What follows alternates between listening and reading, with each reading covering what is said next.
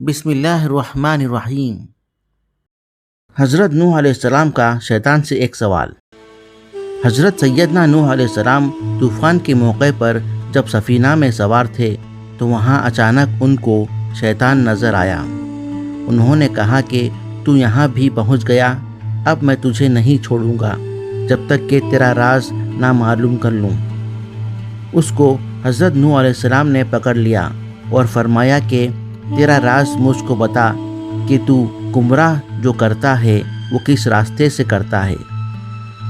تو اس نے کہا کہ 5 باتیں ہیں، لیکن 5 میں سے میں آپ کو 3 بتاتا ہوں، 2 نہیں بتاؤں گا۔ حضرت نوح علیہ السلام کو اللہ کی طرف سے وحی آئی کہ اس مردود سے کہو کہ ہمیں ان 3 کی ضرورت نہیں ہے، وہ 2 ہی ہم کو بتا دے، اس لیے کہ اصل راز تو وہی ہے۔ تو حضرت سیدنا نوح علیہ السلام نے کہا کہ مجھے ان 3 حربوں کی ضرورت نہیں ہے، وہ 2 بتا جو تو نہیں بتانا چاہتا۔ تو اب مجبور ہو گیا اور کہنے لگا کہ وہ 2 باتیں جس سے میں لوگوں کو گمراہ کرتا ہوں اور آپ کو بتانا نہیں چاہتا تھا، وہ آپ سن لیجئے، ایک حسد اور ایک ہرس۔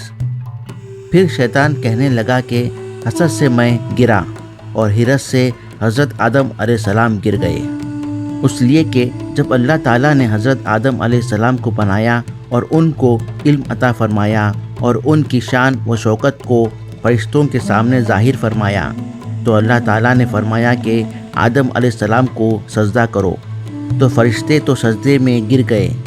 ابلیس کو تکبر نے روکا۔ تکبر کے بعد حسد پیدا ہوا۔ حسد اس لیے پیدا ہوا کہ ان کی وجہ سے میں اللہ کی نگاہ میں گر گیا، اب کسی نہ کسی طرح ان کو بھی گرانا ہے، یہ ہے حسد۔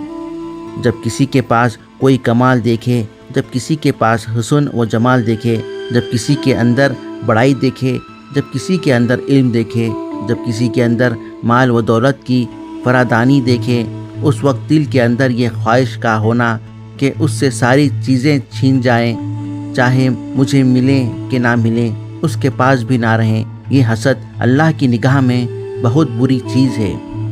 شیطان نے سوچا کہ اللہ نے ان کو اتنا اونچا بنایا ہے، ان کو بھی گراؤں گا، میں جیسے گر گیا ان کو بھی گراؤں گا۔ اس کے بعد اس حسد میں مبتلا ہو کر وہ فکر میں رہا کس طرح ان کو میں ذلیل و خوار کرنے میں کامیاب ہو جاؤں۔ یہ ہے حسد جس کی وجہ سے شیطان گمراہ ہوا اور حضرت آدم علیہ السلام کو جس درخت سے منع کیا گیا تھا جا کر اس کو کھا لیا تھا، اس لیے کہ شیطان نے قسم کھا کر ان سے کہا تھا کہ میں آپ کو اللہ کی قسم دے کر کہتا ہوں کہ اس درخت کو کھانے کا بہت بڑا فائدہ ہے، اور وہ یہ کہ آپ اس کو کھا لیں گے تو کبھی نہیں مریں گے، ہمیشہ زندہ رہیں گے۔ تو انہوں نے ہرس میں آ کر کھا لیا۔ اس کو شیطان نے کہا کہ حسد نے مجھے تباہ کیا اور ہرس کی بیماری نے حضرت آدم علیہ السلام کو گرا کر رکھ دیا۔